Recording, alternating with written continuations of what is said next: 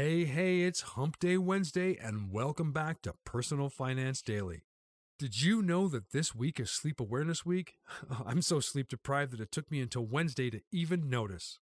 Did you know that 3 million U.S. households who make over $150,000 a year are still renting?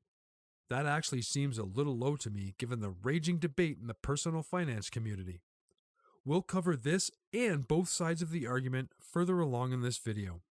Sadly, I missed this article when it came out, but there is a shockingly high number of adults aged 55 to 66 with no retirement savings at all. Find out that percentage of people that have no retirement savings and how marriage and children can affect your retirement. I think you'll be surprised to see how severe it is.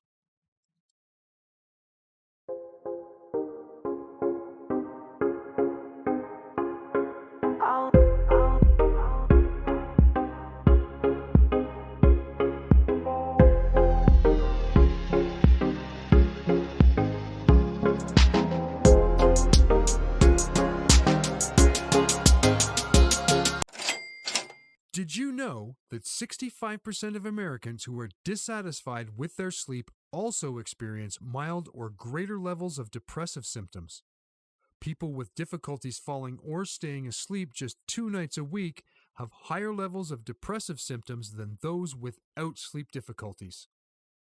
NSF recommends 7 to 9 hours of sleep a night for most adults. 50% of all adults who sleep less than the recommendation also experience mild or greater levels of depressive symptoms.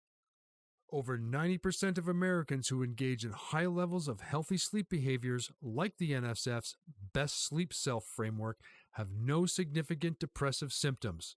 Here are 5 tips for better sleep.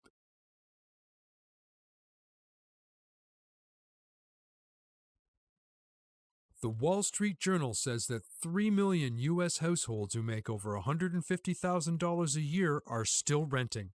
Of course, implicit in this article is that they don't want to be renting. But $150,000 goes much further in the Midwest than it does in the coastal cities, so that claim doesn't mean much. Check out these numbers.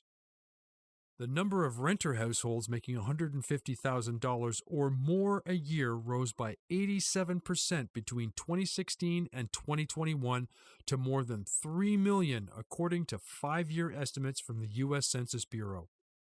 Overall, about 44 million households rented, and the median income for all households was nearly $71,000 in 2021, according to the census. Meanwhile, 2 prominent bloggers have summarized the pro-rent and pro-ownership debate really well. J.L. Collins thinks that your house is a terrible investment, while Karsten from Early Retirement Now thinks the anti-ownership crowd doth protest too much. Fight! In the end, we at PFD maintain that personal finance is personal. Besides, most of the people who can contemplate these questions usually can afford to do either. It also depends on whether or not you view your home as an investment to leverage or a place to put your feet up at the end of a long day. The question becomes more complicated the fewer options you have, such as a lower salary, disability, or children. Generally speaking, those groups have much less flexibility. But if you do indeed struggle with the decision, hopefully these articles can help you clear it up. According to U.S. Census Bureau data, 50% of women and 47% of men between the ages of 55 and 66 have no retirement savings. That is almost half of all people heading into their retirement years right now. Other interesting things to note is how marriage affects these numbers. 60% of people who never married have no retirement savings.